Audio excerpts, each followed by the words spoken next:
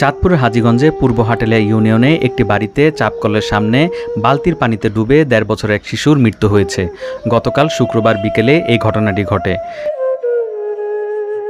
শিশুটির মা জানায়, মাত্র শিশুটিকে খাবার খাইয়ে উঠানে তার সাথে আরেকটি বাবু খেলা করছিল দেখে মা ঘরে যায়। অনেকক্ষণ সারা শব্দ না পেয়ে বাহিরে গেলে দেখে কলের ধারে বালতির পানিতে তার আদরের বাবুটি মাথা উল্টে পড়ে আছে। এক পর্যায়ে তার মা ও স্থানীয়রা শিশুটিকে আলীগঞ্জ সরকারি মেডিকেলে নিলে চিকিৎসক তাকে মৃত ঘোষণা করেন। শিশুটির মৃত্যুতে এলাকায় শোকের ছায়া নেমে এসেছে। হাজীগঞ্জ থানার ভারপ্রাপ্ত কর্মকর্তা ওসি মোহাম্মদ আব্দুর রশিদ জানান, খবর পাওয়ার পর সেখানে পুলিশ পাঠিয়েছে। এই ঘটনায় সাধারণ ডায়েরি করা হয়। নামাজ পড়ি, কোরআন শরীফ পড়তাম গেছে, আর ওই যে কলের কাছে গেছে মনে হয় তো পানি কোনো ভর্তি আছিল না, পানি অল্প পানি আছিল।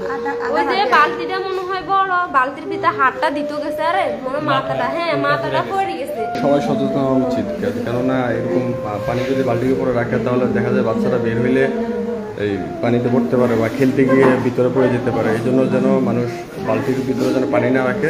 বিশেষজ্ঞদের মতে অতি দারিদ্রতা, পুকুর জলাধারের নিরাপত্তা, বেষ্টিনের অভাব দূর করতে হবে।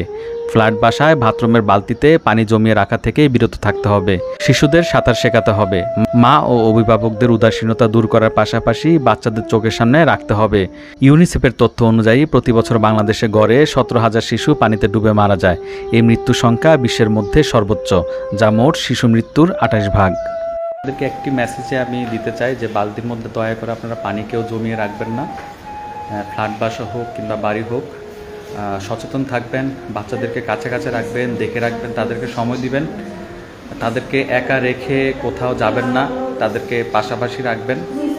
যদি সারা শব্দ যদি নাও পান তাদেরকে খোঁজ করবেন। আজকে একটু ভুলের কারণে চলে গেল এই তাজা একটি বাচ্চার প্রাণ।